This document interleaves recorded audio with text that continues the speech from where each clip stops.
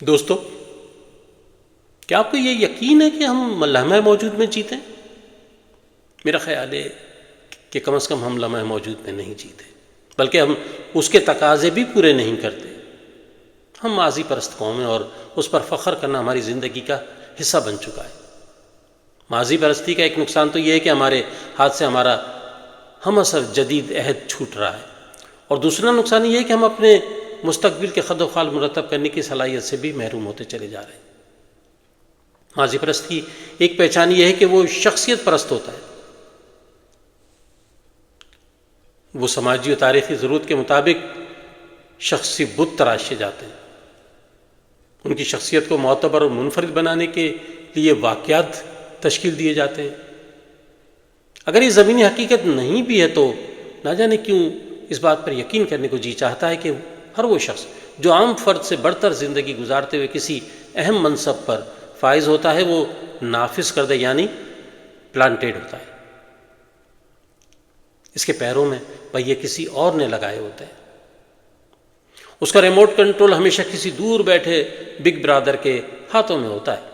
دلچسپ بات یہ ہے کہ کبھی کبھی لوگوں کو خود بھی احساس نہیں ہوتا کہ وہ کسی دوسرے کے ہاتھوں میں کھلونا بنے ہوئے ہیں، اور اگر کبھی یہ احساس ہوتا بھی ہے تو اقتدار اور شہرت اور آسائشوں کی فراوانی کی خواہش اس کی قبولیت کا راستہ پیدا کر دیتی ہے۔ کچھ لوگ ایسے بھی ہوتے ہیں جو کسی بھی طرح کے ناجائز راستے کو اپنے لیے جائز ہی سمجھتے ہیں۔ انہیں اس میں کوئی برائی نظر نہیں آتی، وہ کسی کا حق مارتے ہوئے نہیں ڈرتے۔ سماج کا نظام بگڑ رہا ہوتا ہے مگر انہیں اس کی پرواہ نہیں ہوتی ہے۔ جو درست سمت کی نشاندہی کرے اسے احمق گردانا جاتا ہے۔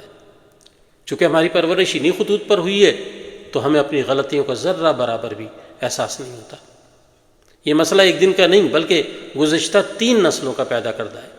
ہمارے اطراف ایک اندھے کی طاقت نے پورے سماج کو جکڑا ہوا ہے۔ یہ ایک مکڑی کے جالے یا آکٹوپس کی طرح ہے۔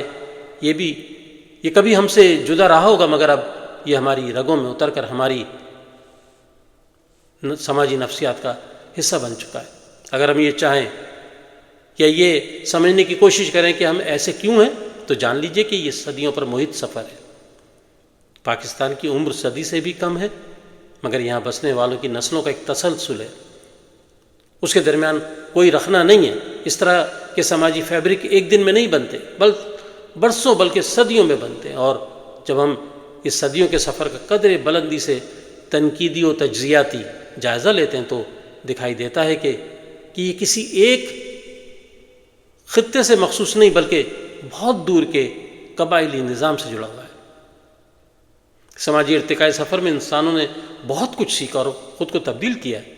جیسے جیسے انسان نے علمی و عقلی شعور حاصل کیا وہ قبائلی طرز معاشرت سے دور ہوتا چلا گیا۔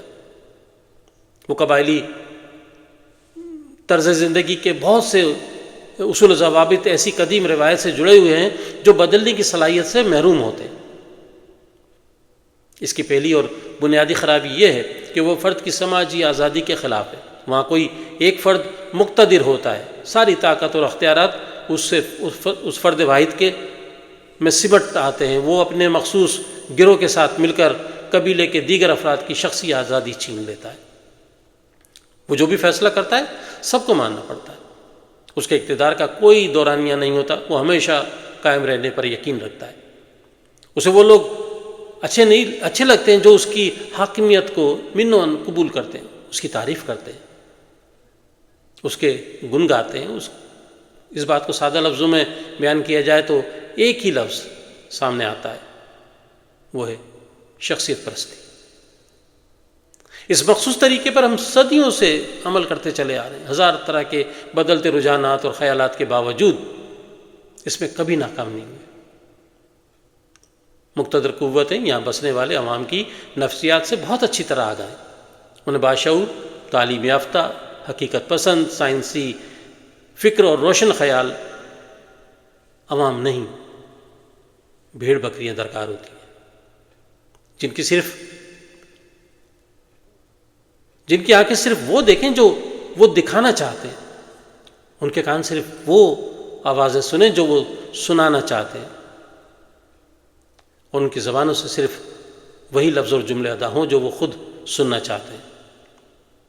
لہٰذا انہوں نے اپنے پھیلائے ہوئے مکڑی کے جالے میں ایسے بہت سے بندوبست کر رکھے ہیں جن کی مدد سے طے شدہ نعرے، مخصوص بیانیاں، گھڑے ہوئے اقوال، نافذ کردہ طرز معاشرت کو فروغ دیتے ہیں۔ یہ مخصوص اقدامات فرد کی نشو و نما میں روک دیتے ہیں اور نسلوں میں اتنی گہرائی تک اترتے چلے جاتے ہیں کہ لوگوں کو اس طرز زندگی کے متصادم ہر بات ناگوار گزرتی ہے۔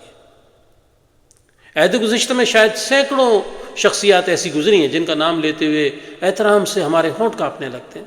ہم ان کی تقدیس میں ان کے ناموں کے ساتھ سابقے اور لاحقے لگاتے ہیں کہ کہیں گستاخی نہ ہو جائے۔ ان شخصیات کو بلند مرتبے پر فائز کرنے کے لیے ہزار طرح کے قصے گھڑے اور علم الکلام کی مدد سے انہیں عام کیا گیا، اور پھر ان سے جڑے محیر العقول واقعات میں سینہ بہ سینہ سفر کرتے ہوئے غیر معمولی اضافہ ہوتا چلا گیا۔ رفتہ رفتہ ان قصوں کو جب کتابی شکل دی گئی تو ان کا بھی ڈھیر لگتا چلا گیا۔ آج کی مقتدر قوتوں نے اب اس طرز کو نئے قالب میں ڈھال دیا ہے۔